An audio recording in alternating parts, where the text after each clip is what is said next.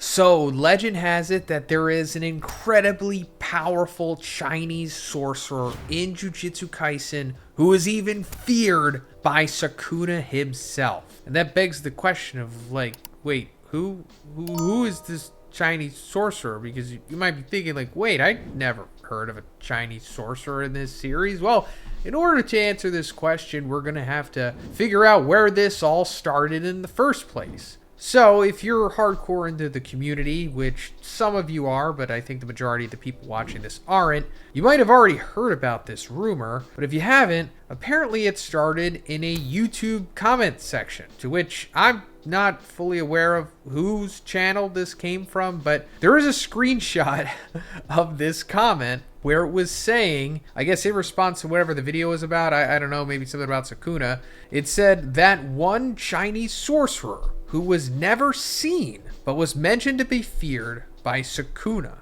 which also, keep in mind, got 52 likes. So some people are thinking that this is a thing. Maybe there's like some kind of Mandela effect going on with this. So first of all, if you just simply type Chinese sorcerer Jujutsu Kaisen into Google, the first result you will get is Qilong. And it says that Qilong was born in China. When he was growing up, his father taught him about martial arts and his clan's inherited curse technique. This training would not stop until he decided to move to Tokyo, Japan to learn more about the world. And I'm thinking, like, wait, who? And then if you look a little closer, it says that this is coming from the Jujutsu Kaisen fandom, which is like, you know, fan fiction. This is not real. So let's just cut to the chase, guys.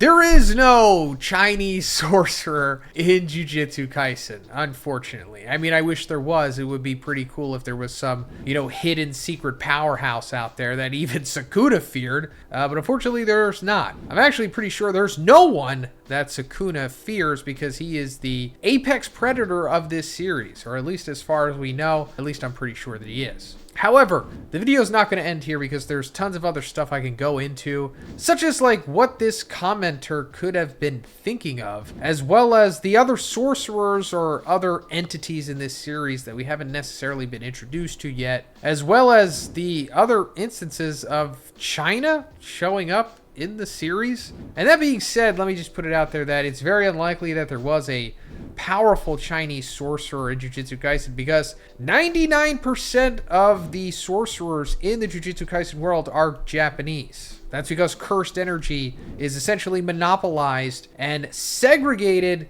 to Japan. Now, we don't know why that is. It just is. Yes, there are some other sorcerers out there that are Japanese, such in the very rare case of like Miguel. You know, he comes from Kenya, and as well as his family. They are like sorcerers as well, or at least they were. We don't know the current state of them, but it is very rare that there are other sorcerers out there. But like I said, 99%, at least according to Gojo, are Japanese. So speaking of China showing up in this series, I think the only time that we actually see it is in chapter 167 when Kenjaku goes to China and has like a meeting with their government. And it's only happening in like one singular panel. And this was going off of that storyline where Kenjaku was like revealing cursed energy to like the various governments of the world in a way to coax them into sending troops to the Culling game to further power up the barrier within it, you know, with cursed energy and whatnot. Yeah, you remember that storyline that kind of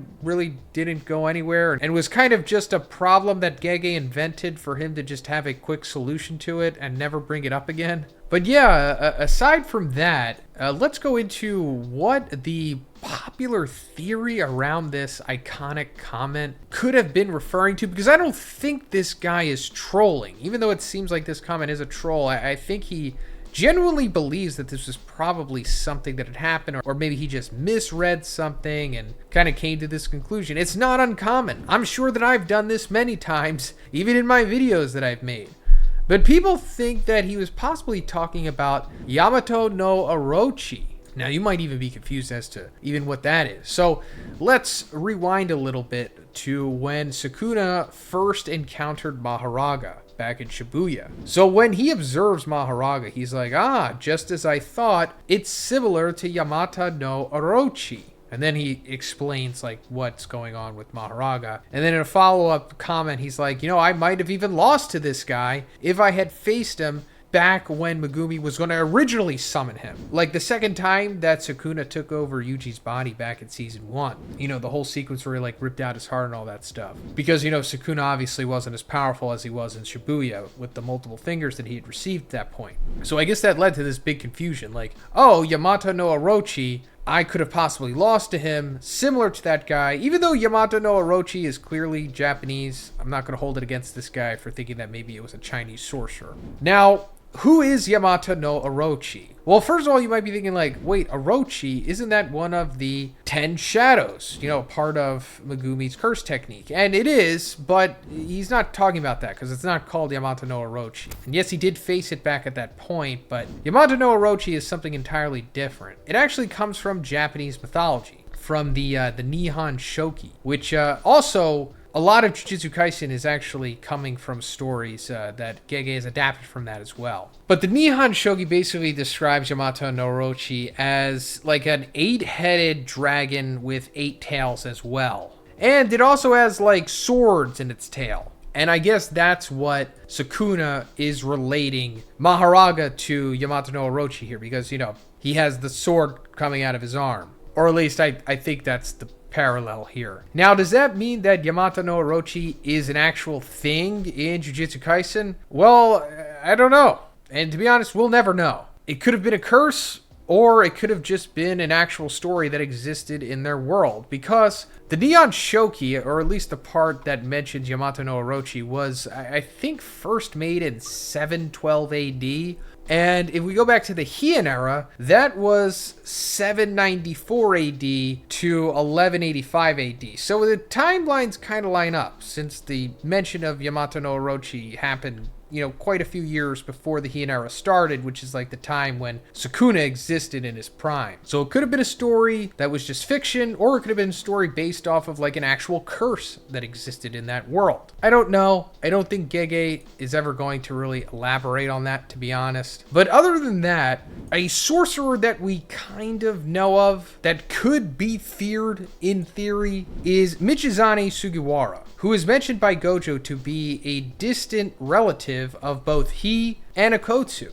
He actually eventually becomes one of the big 3 vengeful spirits. But that's as far as it goes. I don't think we ever really hear about that guy again. But aside from him, the other sorcerers that we don't see but we hear about are referred to Sukuna's previous, like, notable victims, I guess. Like, back in the Heian era as well. In chapter 238, the narrator tells us that Sukuna annihilated the Sun, Moon, and Stars squad and the 5 empty generals serving the northern Fujiwara clan. Now, Sun, Moon, and Stars squad, pretty sure Uro Takako comes from them. But as for these 5 empty generals, don't know who they are.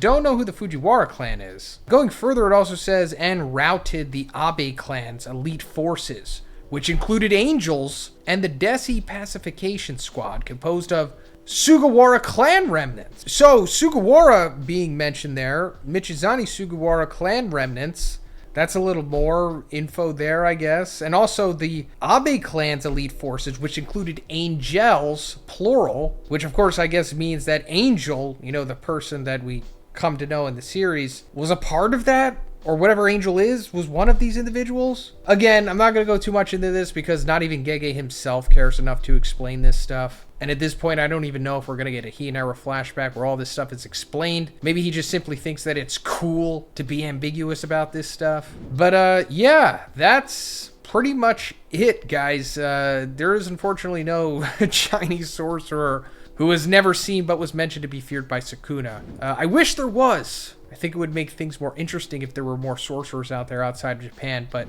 it's not looking too good for that stuff. But let me know in the comments if you know something that I don't know about all this stuff. Maybe there is some kind of Mandela effect going on, and there actually was a Chinese sorcerer in your reality, and it just didn't cross over into mine. Let me know. And if you liked the video, guys, please give it a like, and please subscribe if you haven't already. Have a great day. I'll see you in the next one.